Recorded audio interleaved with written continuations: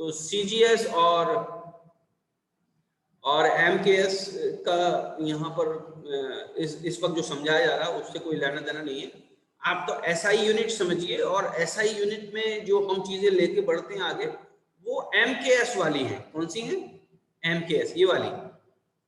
यानी लेंथ को हम मीटर में बोलेंगे, और मास को हम केजी में बोलेंगे, और टाइम को हम सेकंड में बोलेंगे। ओके, तो MKS जो सिस्टम है वो ज्यादा रीसेंट है, ज्यादा सूटेबल है, और अनटिल एंड अनलेस स्टेटेड आप इसी यूनिट को समझेंगे और इसी यूनिट को आप एडॉप्ट करेंगे। ठीक है, बढ़ते हम आगे। हमें एनर्जी की चाहिए, पावर की चाहिए, units of energy and power. तो एनर्जी की सबसे पहले लिखी हुई है, SI unit of energy is joule. ये कैपिटल J से डिनोट करते हैं।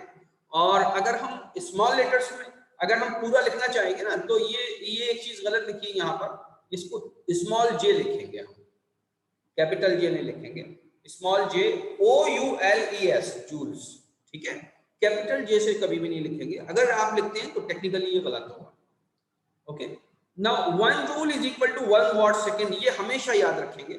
इसको हम ऐसे लिख सकते हैं 1 joule is equal to 1 watt second. Okay, ये तो आपको हमेशा याद रखना है। पॉलिटेक्निक में तो मैं पूरे नंबर काट देता हूं अगर कोई इसमें गलती कर देता है तो, क्योंकि ये फिजिक्स की या इलेक्ट्रिकल इंजीनियरिंग की बैकबोन है।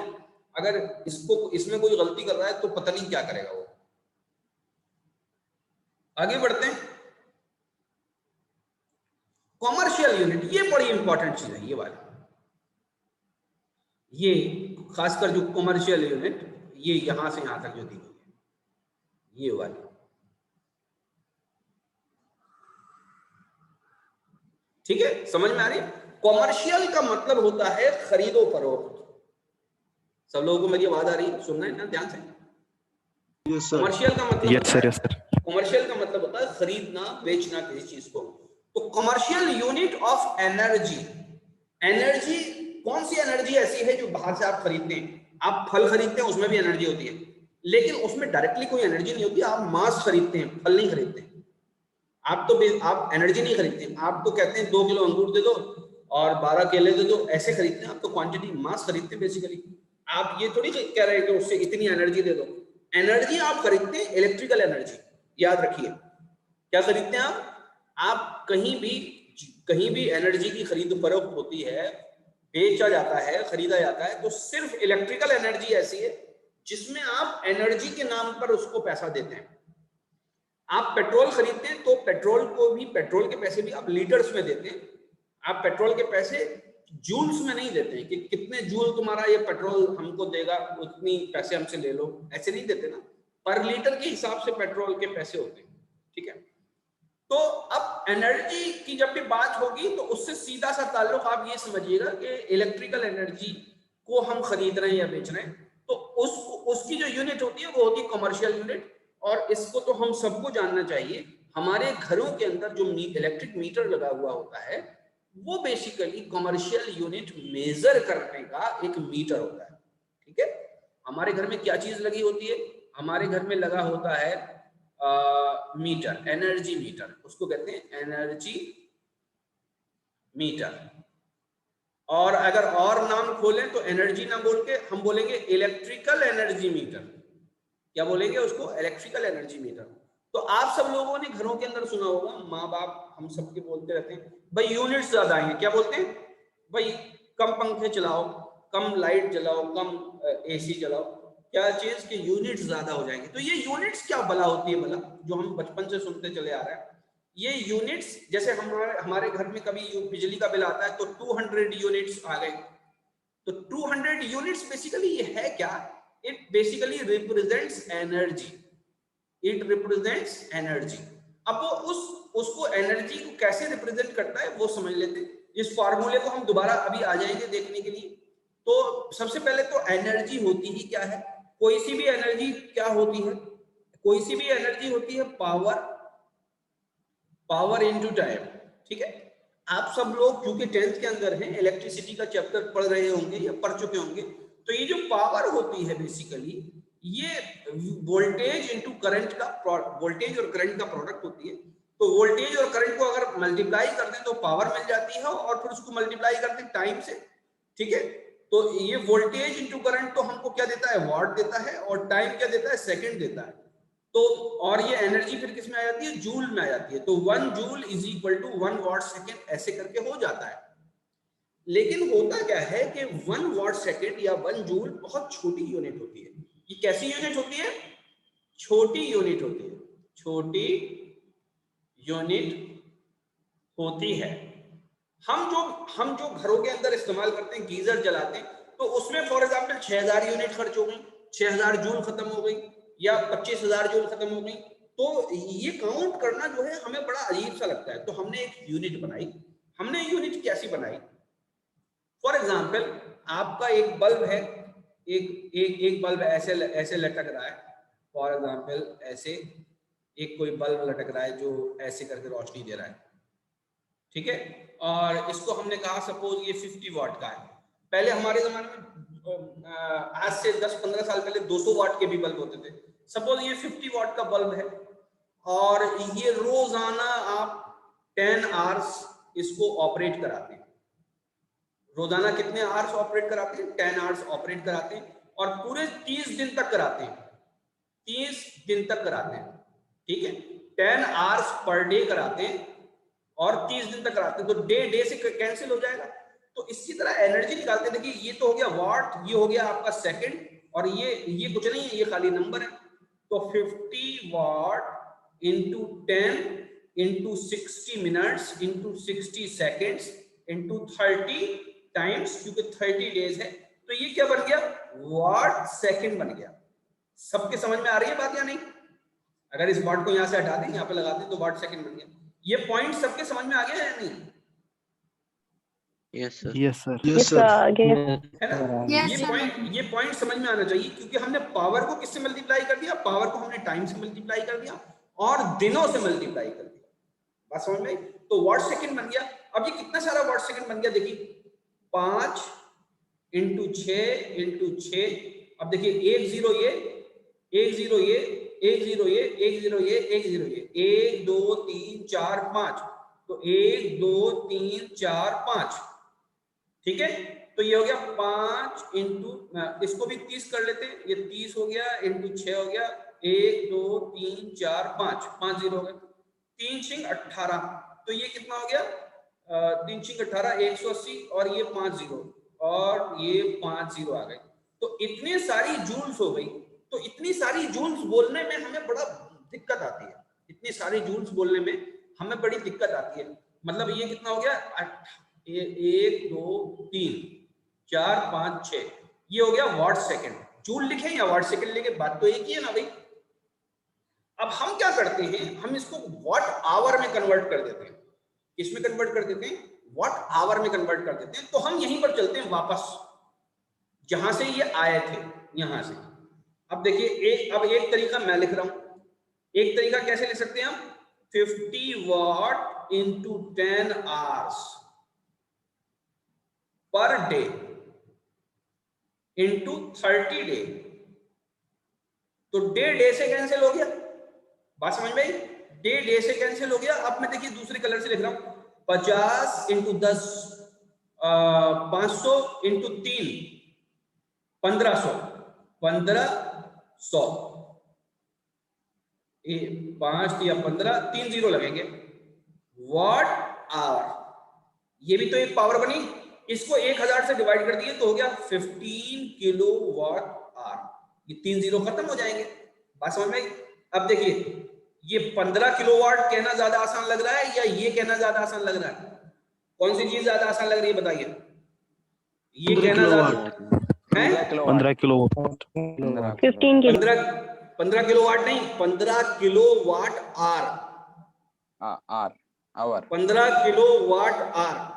15 किलोवाट तो पावर हो गई, आवर से मल्टीप्लाई करने के बाद एनर्जी बनेगी।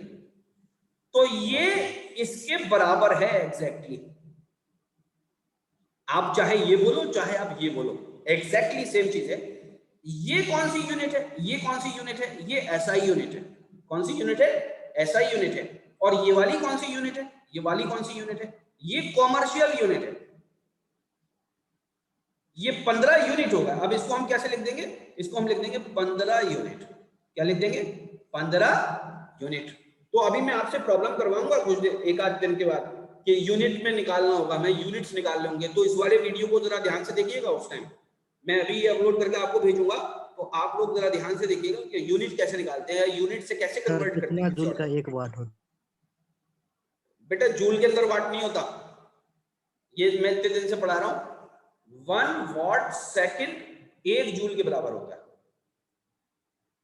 ना जूल वाट के बराबर होता है, ना वाट जूल के बराबर। 1 वाट सेकंड 1 जूल के बराबर होता है। 1 वाट 1 जूल पर सेकंड के बराबर होता है। ये बात याद रखना, ठीक है। दूसरी बात, 3.6 इंटू 10 की power 6 joules 1 kilo watt hour के बराबर होता है। ये भी याद रखने वाली चीज है, ये भी याद रखने वाली चीज है। 3.6 इंटू 10 की power 6 joules 1 kilo watt hour के बराबर होता है, ठीक है। बात समझ में आ गई, आगे बढ़ते हैं। यस, इसको वो ले लेना, इसका स्क्रीनशॉट ले लो।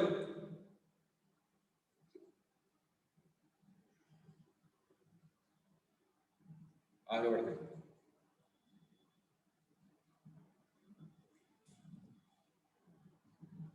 और आगे बढ़ते हैं। ऑल्सो, तो अब ये वाला फॉर्मूला हो चुका। मैं also eight smaller scale arc is a unit of energy, तो ये भी एक यूनिट ऑफ एनर्जी होती है। और ये बता रखा है work equal to energy and work equal to 10 की पावर -7 जूल्स को आर्क कहते हैं। 1 आर्क इज इक्वल टू 10 की पावर -7 जूल। ये 10 की पावर -7 है, ठीक है। ये नीचे लिखा हुआ है, तो इसको पावर ही समझना है तुम लोग, ठीक है। इसी को बोलते हैं 100 नैनो जूल्स। 100 nano joules. इस n का क्या मतलब होता है, इसका मतलब होता है 10 की पावर -9। बात समझ में, 10 की पावर -9। इसको नीचे मैं लिख के समझा देता हूं, इसको समझ लेना। देखो 1 सेंटी ये किसके बराबर होता है, 10 की पावर -2, या किसके बराबर होता है, 1/100। अब यहां मीटर लगाओगे तो यहां भी मीटर लगेगा, यहां भी मीटर लगेगा। यहां मीटर लगाना है तो यहां भी मीटर लगेगा, तो यहां भी मीटर लगेगा, है ना। 1 मिली मिली में शायद 2 L होते हैं, देख लेना। तो ये किसके बराबर होता है, 10 की पावर -3, और ये किसके बराबर होता है, 1/1000। 1 माइक्रो, इसको ऐसे भी लिख देते हैं, 1 माइक्रो इज इक्वल टू 10 की पावर -6। ये किसके बराबर होगा, 1/, यहां पर 1 के बाद कितने जीरो लगेंगे, 6 जीरो लगेंगे।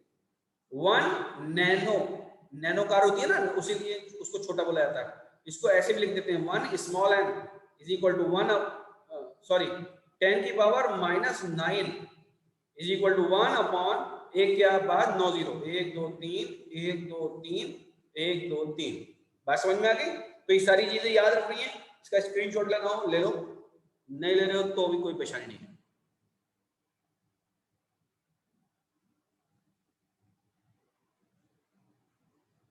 अभी मैं जब पढ़ाऊंगा ना तेजी, अभी तो मैं पढ़ाना चाह भी नहीं रहा हूं, मतलब ये तो अभी जब मैं पढ़ाऊंगा तो बहुत तेजी में आगे बढ़ूंगा मैं, ठीक है। तो तुम लोग जरा समझ लो इस बात को। यूनिट्स ऑफ पावर, ऐसा unit of power is watt, higher unit of power is horse power. It is an important thing. अभी हम क्वेश्चन करेंगे, न्यूमेरिकल करेंगे, तो याद रखना 1 horse power is equal to 746 watts. 1 horse power is equal to 746 watts. कौन से 746 what, एक होते हैं ब्रिटिश और एक होते हैं मैट्रिक अमेरिका वाले, ब्रिटिश वाले। तो एक होता है 735.5 और एक होता है 746, ठीक है, वाट और वाट। ये दोनों होते हैं, दोनों के अलग अलग होते हैं। हॉर्स पावर कहा जाता है इसको। हॉर्स पावर जनरली यूनिट्स जो होती है वो मोटर्स की होती है, राइट। तो इस बात को आपको याद रखना है। आगे बढ़ते हैं। तो ये यहाँ पर कुल मिला के ये हमारी जो इसकी थ्योरी थी चैप्टर की, ये खत्म हो चुकी है। अब हम कुछ सवाल कर लेते हैं, जो आप तो सारे ही सवाल करना है इसके। मैं आपको कुछ सवाल देता हूँ, कुछ सवाल अभी हम कराते हैं और उससे जो है फिर बात आगे बढ़ेगी। फिर आज की तारीख में ये हम खत्म मान लेंगे इस यूनिट को, ठीक है ना। और आप फिर ये समझ लेना कि यूनिट अभी आज की तारीख में खत्म हो गया, फिर हम कल से नया चैप्टर जो है वो शुरू करेंगे। ओके, तो मैं सवाल दे रहा हूँ, क्या कह रहे हैं? सर क्वेश्चन भी करना है सर चैप्टर के। हाँ, क्वेश्चन कर रहा हूँ, मैं कर तो रहा हूँ, देख रहा हूँ कौन से क्वेश्चन कर रहा हूँ। आज मैं मुझे टाइम नहीं मिला तो मैं देख नहीं पाया कौन से मुझे क्वेश्चन कराने चाहिए, तो अभी हाथ के हाथ देखूंगा मैं, ठीक है। एक देखो ये वाला एक सवाल है, इसको कॉपी करके हम अपने उसी पे चलते हैं जहां पे हम लिखते हैं इसको। एक ये वाला सवाल है जिसको हमने क्वेश्चन नंबर 19 दे रखा है, इसको मैं बड़ा कर देता हूं तो जिससे कि तुम्हारे समझ में आएगा ये है क्या, लिखा हुआ क्या है। The second name of Newton meter, क्या चीज है ये? Basically Newton meter is second name, क्या इसका पॉसिबल हो सकता है? जूल तो बेटा गलत आंसर है ना, जूल है सर ना गलत। अरे अगर 4 लोग कहने लगेंगे तो ये थोड़ी है तुम सही कहोगे हमेशा। नहीं सर, जूल है इसका आंसर। चलो नहीं भी लगा रहे हो सब, हाँ और क्या, और भी कोई वर्क बताओ। इक्वल जूल ही होगा ना sir. Work equal 4 into displacement है सर। मीटर है तो देखो Newton meter, Newton basically force की यूनिट। 10 मिनट बाद खत्म हो जाएगा भैया, ये अपने आप दोबारा आ जाना। फोर्स इनटू ये किसकी यूनिट है? ये बेसिकली है डिस्प्लेसमेंट की। डिस्प्लेसमेंट, ये दोनों मिलके क्या बन जाता है? वर्क बन जाता है। वर्क की दूसरी यूनिट क्या होती है? जूल। कौन कह रहा था जूल नहीं है? जूल ही आंसर है, ठीक है। आप कह रहे थे। अच्छा मैं क्या, अच्छा सर आप बोल रहे। हाँ ठीक, मैं ऐसे बोलता हूँ कभी कभी, ठीक है। तो इस तरह का सवाल एक बात याद रखना कि ये सवाल जो अभी आ रहा है ना, अभी जो बातें चल रही हैं ये बड़ा आसान लग रहा है अभी, लेकिन यही सवाल जब इम्तिहान के अंदर आएगा तो तुम्हारी दिमाग पे इतना स्ट्रेस होगा कि उस वक्त सोचना जरा मुश्किल होगा। क्योंकि अभी तो बोलने में ये लग रहा है ना कोई नुकसान नहीं होगा, सही बात, सही उत्तर हमें समझ में आ जाएगा, लेकिन वहां पर क्या होता है कि इतना आसान सवाल भी दोगुना मुश्किल नजर आता है। ये याद रखना कि इम्तिहान की डिफिकल्टी और अभी की डिफिकल्टी में फर्क होता है। तो अच्छा जवाब बताया तुम लोगों ने, सही बताया बिल्कुल, ठीक है। अब ये वाला एक सवाल कर लेते हैं, it is equally an important. अच्छा इसमें कोई सवाल ऐसे हैं जिनके आंसर जो है वो गलत है, तो उससे मायूस नहीं होना। आंसर गलत होना कोई ऐसी बात नहीं है, सभी चीज में गलतियां होती है, तो हमारी किताब में भी हो सकती है गलती, ठीक है।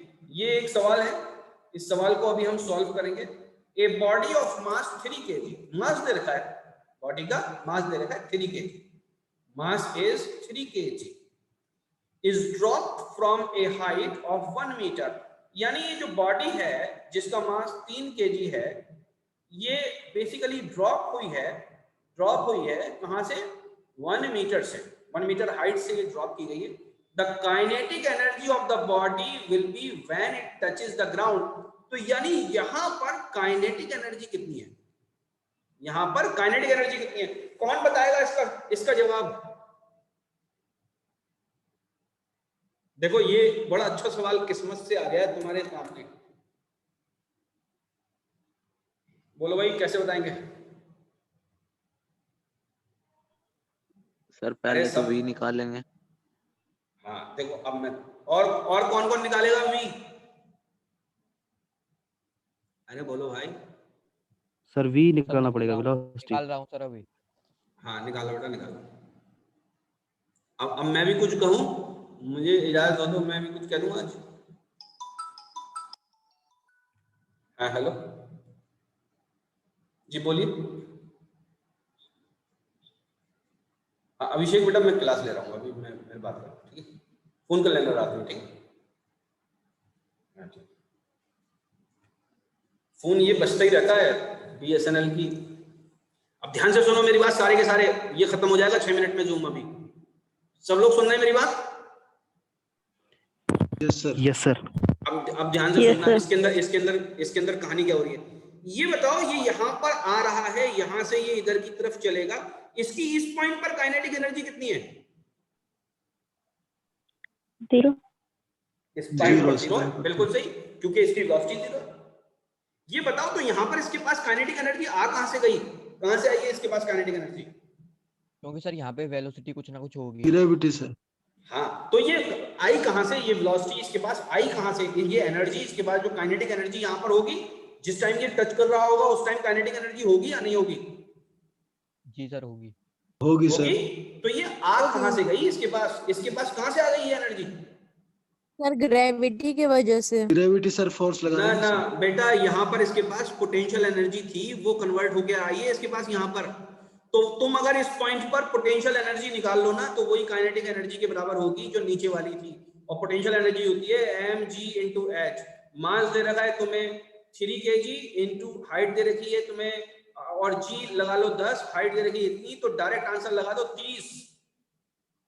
इसके अंदर आंसर दे नहीं रखा, तो आंसर लगा दो ये 29.4, ये आंसर होगा। बस कंपटीशन में बेटा ऐसे सॉल्व होगा ये सवाल। कुछ समझ में आई बी बात? ऑप्शन होगा ना, कितना? बी। हाँ सॉरी, ये से 2 बार आया ऑप्शन। सॉरी ये न्यूटन दे रखा है, तो ऑप्शन होगा बी। ऑप्शन कितना होगा? बी।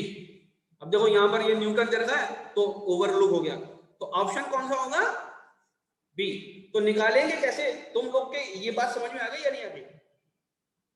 सर इसमें 10 कहाँ से आया सर? Yes sir. बेटा 10 Gravity का। Acceleration due to gravity. तो इसमें 100 है क्या, एक्सेलरेशन है क्या? अच्छा, जब यहाँ पर नीचे लाकर तुम वेलोसिटी कैलकुलेट करोगे तो उसके लिए तुम एक्सेलरेशन ड्यू टू ग्रेविटी का इस्तेमाल नहीं करोगे?